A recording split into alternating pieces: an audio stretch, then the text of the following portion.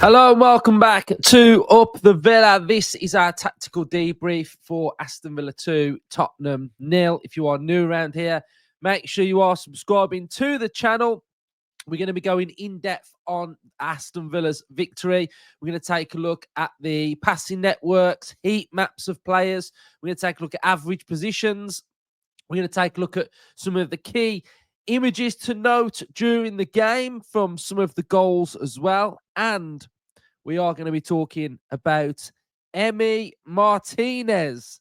So you'll hear my thoughts on Martinez on this episode as well. But get in there. Huge, huge win for Aston Villa. And the wins are feeling good now. They're feeling good.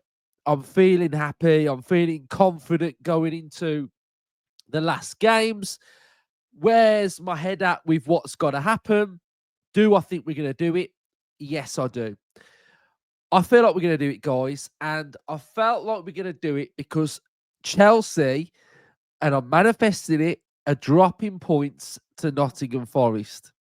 So I think what we've got to hope happens, well, what I'm hoping happens is Forest beat West Ham, which will then mean that Forest go into the game against Chelsea knowing that if they win and Villa drop points, they've got Champions League.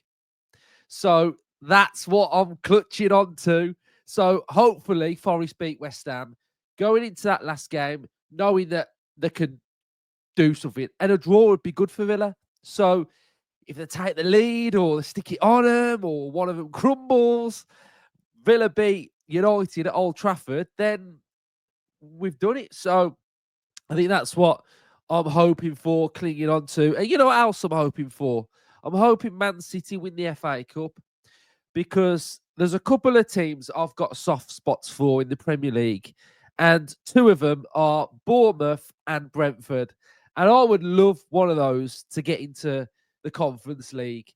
Both really good managers, likable teams, likable playing styles, and I hope they do it. So I want City to win, so it drops down and means one of those can do it as well. So we'll be able to watch the FA Cup final today as well. So that'll be good. You know, something good to watch today. Right, guys, we broke Tottenham even more than what they were already broken. Here we've got the passing network of Tottenham Hotspur, and I'm not really sure what it is, guys. I'm not sure what it is. What did we do to them? I am not sure what we were trying to do here. But there you can see on the left-hand side, that's the area that they were trying to target. Their biggest network is their centre-back to a central midfielder. And then there's not much else going on. So fair play to Villa. We just made them we made them look to the level that they are. Very ordinary, very average. And comparing theirs to Villa's, you can see that Villa's network is very good. It's dominant. There's triangles. There's a lot of horizontal passes, which is quite cool to see as well. Network of Pau to Konsa, loads of triangles, loads of width. Everybody's connecting with each other. So it was a really good network from a Villa point of view. And there's one player that I really want to highlight again because I just thought he was very good, and I mentioned him on the match reaction, and I just thought Onana now, he's just getting to this level where he's becoming like an Unai Emery player, and you could just see the maturity, the confidence, the calmness, the composure, the swagger, the tactical elements to his game. And here we saw again something that we need to keep seeing more and more of. Onana driving with the ball forward, such a powerful runner with the ball. And that's just something that we've got to keep seeing him developing that area of his game. Another area that was brilliant to see as well is he's now getting into the 18-yard box on Villa attacks. When Villa are attacking now, you can see he's in there with Watkins, and we've got a cluster of players that are all trying to get on the end of things as well. So, arriving into the box is now good. Driving into the box is good. And I think he's just overall understanding of what he needs to be producing in this Villa side is very good. We can see here from his heat map, predominantly on that left-hand side. Look how he's progressing further down the pitch as well, which is just something that I don't think we've really seen too much from Onana this season, but I think now it's getting towards the end of it. We can start to see that he is starting to progress, and we can see how well he's doing in this Aston Villa side as well. And I think another player that I touched on my match reaction, I just want to pick up on it as well and show you his heat map is Maatsen, and the difference in which he offers between what Digne can do. And what you'll see from Maatsen now is, look how he's predominantly on the left, driving forward. But the sparseness of this heat map, how it moves in field, is vitally important, because it means he's getting touches in those areas. And it means that he's able to drag players out of position. So you can see all those little yellow areas where he's coming central is so important. And this is all part of what I think we're going to start to see, especially next season with Maatsen, because, again, he's someone who I just think he's going to get better and better. If we have a little look at Boubacar Kamara's heat map, absolutely everywhere. We've got Asensio everywhere as well. So Pow's is very good as well. Look how he's stepping into the opposition half. His heat map is just where McGinn is, really. So that heat map, very strong. You can see he's getting on the ball. And when we talk about the Villa system and the Villa structure, these are all parts of, like, the part and parcel of what we want to see. We need to see Pau stepping into the opposition half, having a lot of touches. We need to see Maatsen coming inside. We need to see Asensio spreading. When you're looking at Pau and you're looking at what Pau's doing, you're actively looking here.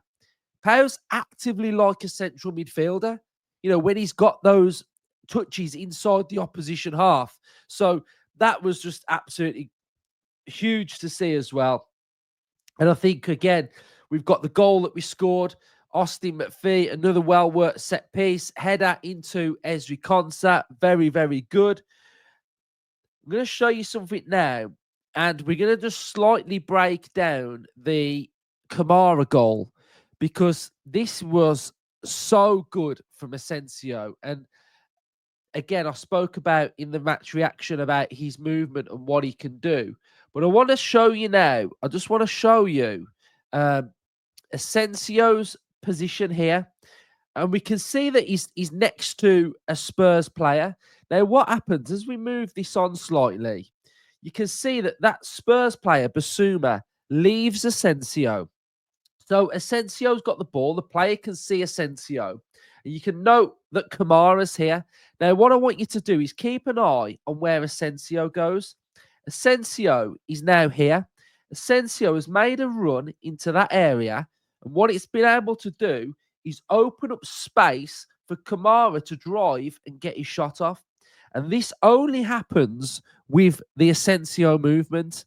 It's clever because he could be lazy in that scenario.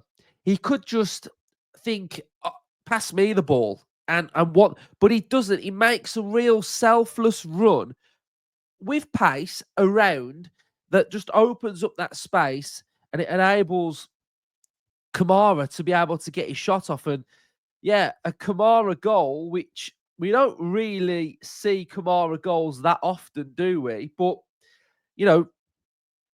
just really good. So here we're going to have a look at the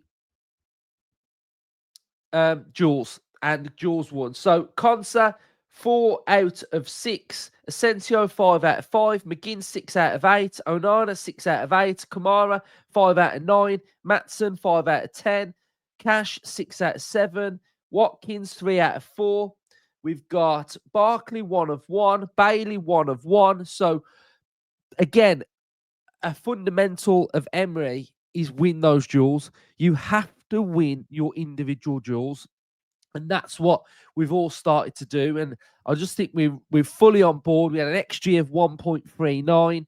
We had 18 shots. They had 3. We had 581 passes. They had 271. 16 tackles, 12 free kicks. We'd got 7 shots off target. 1 big chance scored for Aston Villa. Passes into the final third, 78%. Long balls, 54. Crosses, 14.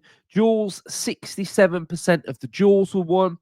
68% of our ground duels, 60% of our aerials, and we had a 92% successful dribble, which is absolutely massive. So a very good performance from Villa, and a performance that was just needed. We needed to be at our level. So really, really top stuff from Aston Villa. Now, last game of the seasons at home are always at the end of the games. Watch player reactions. Who reacts? Who waves? Who predominantly gives more than some others would give, which would give you an indication is that their last game? And Emi Martinez upset at full time. And to me, Martinez is going to be leaving in the summer. And I've felt like he was going to be leaving in the summer. I also feel like there's a couple more that will be leaving as well. And I think what it highlights is more so the Villa model rather than the Villa ambition. I think sometimes in the past you can look at players and go, like he's going because we've got no ambition. Like if you look at this situation that's in front of us, like we could get Champions League and you're thinking, well, he should stay. Like, why is he leaving?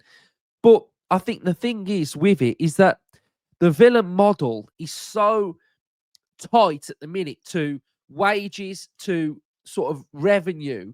We've got that wage to revenue, which is so together that it's not only about us spending, it's about the wages, and the wages play an important part to making sure that we've got more money available. You know, if you move the wages out the way, then that means you can possibly do something elsewhere. And I think that's probably got something to do with it.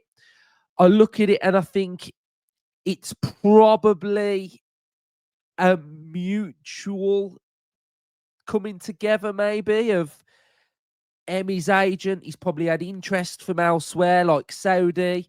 So the interest has been there, which then sparked a conversation with his agent. What do you think? Villa have probably had a conversation and said, you know, we might look to move things on a little bit. So I think that's what I think is happening in my head.